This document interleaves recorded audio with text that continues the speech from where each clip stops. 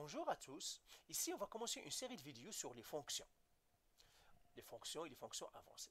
Alors, première chose qu'on va voir, c'est où se trouvent les fonctions, où se situent les fonctions dans le PEDMAS. Parce que le PEDMAS est très important. Vous vous rappelez qu'on a dit que quand on étudie le PEDMAS, et on l'a étudié d'une manière vraiment très complète, on a dit que le PEDMAS, c'est la seule loi qu'on doit respecter en mathématiques. Et si on fait des erreurs en maths, ou si on ne comprend pas, c'est tout simplement parce qu'on ne sait pas appliquer, on s'est trompé dans le PEDMAS. Et nous avons dit que les objets mathématiques, ou bien les courseurs, qui sont séparés par des additions-soustractions, on a dit que ce sont des termes. Alors les termes, c'est quoi? Ce sont des courseurs qui sont séparés par des plus et des moins. Et nous avons dit que les objets mathématiques, ou bien les courseurs qui sont séparés par des multiplications et divisions, on les appelle des facteurs. En fait, les facteurs, ce sont des courseurs ou des objets mathématiques qui sont séparés par des fois ou des divisions, généralement avec des fois, avec des multiplications. Et puis nous avons dit il y a l'exposant, l'exponentiel. Ça, on n'a rien dit, je vous ai dit ça, l'exposant. En fait, les fonctions se trouvent à ce niveau-là. Je vais les écrire ici. Fonctions. Les fonctions se trouvent au niveau de l'exposant. En fait, l'exposant, c'est la fonction exponentielle. Et la fonction exponentielle, c'est la reine des fonctions. C'est une fonction qui est vraiment très générale et beaucoup d'applications en maths, en physique, en finance. C'est la reine des fonctions. Alors, ce qu'il faut savoir, que les fonctions sont au niveau de l'exposant.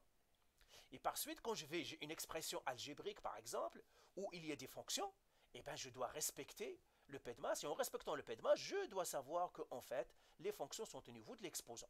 Par exemple, si j'ai des parenthèses, pas de parenthèses, je dis, est-ce qu'il y a exposant? Cette fois-ci, je vais dire, est-ce que j'ai une fonction? Et là, je dois évaluer les fonctions, etc., etc.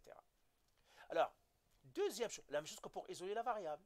Pour isoler la variable, ben, bien sûr, aussi, je dois savoir, pour isoler la variable, ben, je dois savoir les priorités des opérations parce que, par exemple, si je fais la méthode de la balance, eh bien, je fais les opérations inverses, ben, je dois savoir où se situent les fonctions. Donc, c'est très important de savoir où se situent les fonctions. Deuxième point dont je vais parler, c'est quoi les fonctions? On parlera plus tard des fonctions, mais moi, je prends les fonctions toujours comme des animaux. Moi, je dis, une fonction, c'est comme un animal. Fonction égale à animaux.